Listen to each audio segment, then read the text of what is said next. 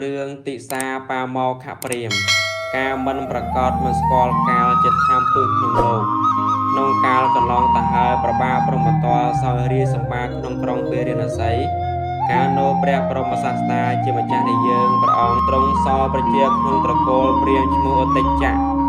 លោកមានវ័យចម្រើនហើយទ្រង់បរិបូរណ៍ដោយរូបកាយនិងសតិបញ្ញាប្រសើរវិសេសជាងព្រាហ្មណ៍ទាំងអស់នៅក្នុងជាតិភូមិ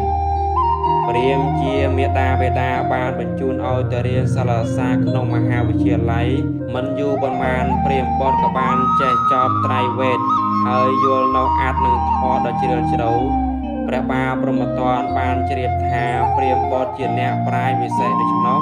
ក៏តាំងឲ្យធ្វើជាអាចារ្យទេសាបាម៉ោក្នុងព្រះរាជាណាចក្ររបស់ព្រះអង្គទេសាបាម៉ោព្រាហ្មណ៍ក៏បានបង្រៀនសិលសាស្ត្រដល់មាណព500នាក់ក្នុងវិជាស្ថានដែលបង្រៀននោះមានមន់មួយរងាវត្រូវកាលមាណពទាំងឡាយតែងនាំគ្នារសាមន់នោះដោយប្រពៃ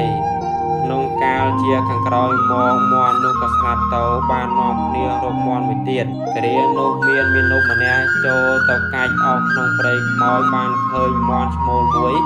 ក៏ចាប់យកមកចិញ្ចឹមទៅនៅក្នុងទ្រុងដើម្បីឲ្យរងាវមន់នោះជាសត្វមិនមានស្មារតីគ្រប់គ្រាន់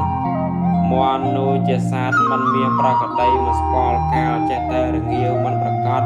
ព្រោះជាសត្វកើតនៅក្នុងព្រៃខ្មោចតែម្នាក់ឯងមិនដែលឮសូររងាវរបស់មន់ចាស់ចាស់ឡើយ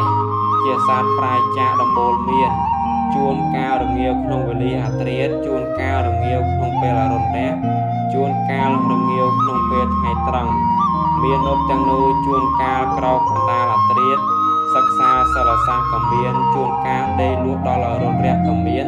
ជាអ្នកមានការសិក្សាមិនប្រកបសិលសាស្ត្រទាំងឡាយកាលបើខ្វះការស្មារតីហើយក៏ភ្លេចបាត់បង់អស់ជាច្រើនទើបមាណពទាំងនោះប្រឹក្សាគ្នាថាមន់នេះគ្មានប្រក្រតីទេជាសត្វមិនស្គាល់កាលរងាវមិនប្រកបបើយើងយកមន់នេះជាប្រមាណមុខតែវិនាសសិលសាស្ត្រអស់មិនខាននិយាយប្រឹក្សាគ្នាដូច្នេះហើយក៏ចាក់មូលកមន់នោះឆ្ងល់ស៊ីបាត់ទៅនេះហើយហៅថាមន់សម្លបើជាមនុស្សវិញក៏ហៅថាមនុស្សសម្លមាណពទាំងនោះក៏នាំគ្នាទៅជម្រាបអាចារ្យទេសាបាម៉ោថាមន់តែចាប់ពីព្រៃខ្មោចមកចេះតែរងាវខុសវេលា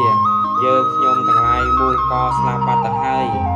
អាចារ្យទេសាបាម៉ោក៏និយាយប្រាប់សិស្សទាំងឡាយនោះថាមន់នេះជាសត្វមិនចម្រើនឡើងនៅក្នុងសំណាក់មាតាបិតាមិនដែលនៅក្នុងសំណាក់អាចារ្យទេបានជាមិនដឹងនៅកាលគួរកាលមិនដឹងនេះហើយជាទោសរបស់មន់នោះ